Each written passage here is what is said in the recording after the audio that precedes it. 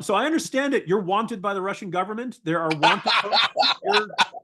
NRA donors and supporters. You are talking to one of the most dangerous men in the world, at least according to the Russian government. And let Yeah. me tell you, Stephen, I'm jealous. I want one of those wanted posters. I want to be, because it's very badass. So, but Yeah. tell Thank me how you. you Thank ended you for up. that. Yeah. So really great, man. And I got to tell you, when you're doing this job, I decided just to go do this, right? And I was like, I got the skills to help. I got the time. My decision to go skiing in Switzerland would not have aged well. But you're there, and not every day in a war zone is a good day. And does anyone know what I'm doing? Does anyone care? The Russians know, and the Russians care. It was a great day. There's a website called foreigncombatants.ru, and what they do is they put up. I had just gotten a profile on Roll Call, the Capitol Hill magazine, and they did some really impressive op research on me, really, and they put it up all on this website. And they said that I was a foreign combatant rather than aid worker because I was organizing the shipment of weapons to Ukraine, and so that I should be killed, right? They didn't say like we're gonna kill him, but he's someone should kill this guy. So and now the funny of this meddlesome priest, yes. And so the funny thing is they Stephen Moore organizing the weapons of weapon shipments to Ukraine, and the picture they used is me standing in front of a truck full of aid that was going to Kharkiv. That was like and it was like toilet paper. So there's me next to a truck full of toilet paper, and they're saying that I'm organizing weapons shipments to Ukraine. So it was fun. I love it. We can laugh about this, but out of curiosity, when that happens, do you look over your shoulders? Do you have to feel any need to do any personal protective? Oh, totally. Yeah. Listen, I am paranoid. I just went to Mexico and I met a Russian guy, and it freaked me out.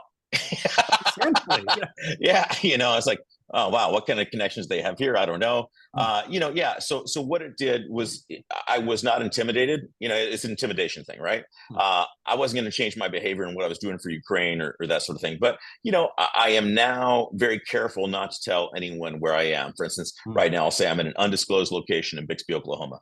So, but no, when I'm in Ukraine, I'm very careful. Thank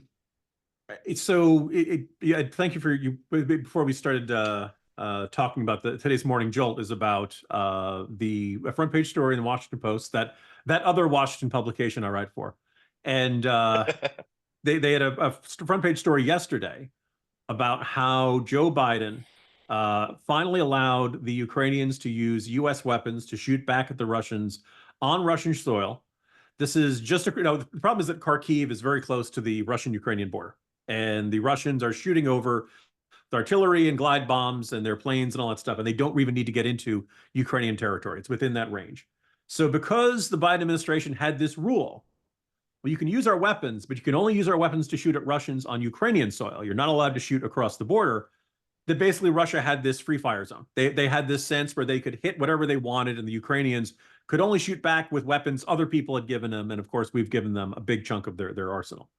And so it took, so the Ukrainians like, please let us shoot back across the border. And in the Biden administration says they responded with lightning speed. Now, their idea of lightning speed is that Joe Biden made the decision within 17 days. Now, by the way, this is to foreshadow a potential future post column. During this time, Joe Biden went to several fundraisers. He spent 2 weekends in Delaware. They did a state dinner for the leader of Kenya. A couple commencement addresses. Time went by, and during this entire time, Kharkiv is getting bombed. Would you like to tear your hair out and scream at the camera for a few minutes, or just what is your thoughts on the Biden administration's policy? Because now we've allowed them, but only in this very small area. They certainly don't want them to hit oil refineries or anything further along down the road. Yeah. Okay, Jim, how much time do we have left? About 35, 40 minutes. Yeah. Okay. I can get most of it in.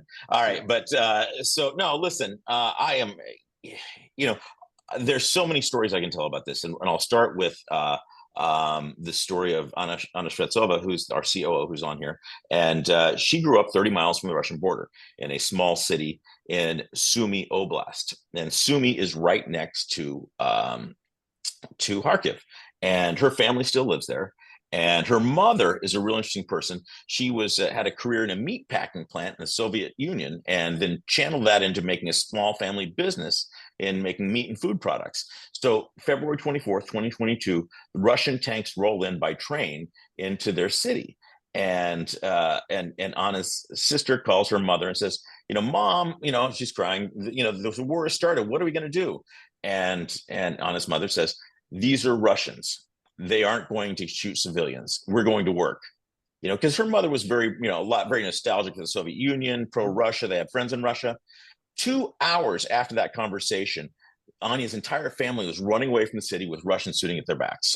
So Anya's mother was the last pro-Russian person in Ukraine, and the Russians came in, and there was not enough of the army in Ukraine to fight in Sumy. So the civilians pushed the Russians back after about 5 weeks. And so it's just an amazing story of Sumy.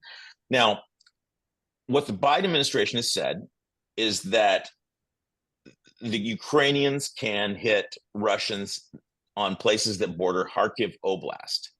Now, Sumy is, probably half an hour drive from the border. So Sumy is the oblast next to it. Her city is half an hour drive. So it's kind of like saying, Biden saying, and this is funny, Biden saying, I'm going to close the border in Arizona, and only in Arizona. Yeah. Right. And so Anya's family, there's 100,000 soldiers, 30 miles from their house that are Russian, that are ready to come in. And nobody can do anything about it. So it's absurd. So the Ukrainians, our friend Yuri Chumak, the Supreme Court justice, says to me, I understand, what I perceive to be Trump's position, which is if you stop sending us weapons, the war's over, and he's like, I understand a position of helping us to win. But I don't understand Biden's position, which is to give us, weapons here and there, give us what you have lying around. And he's like, we view ourselves as a partnership with America. America provides the weapons. We supply the lives of our very best people. And if America slows down their promise, then our contribution goes up. And so, it's just crazy. I don't understand. Why isn't Jake Sullivan working at Chipotle?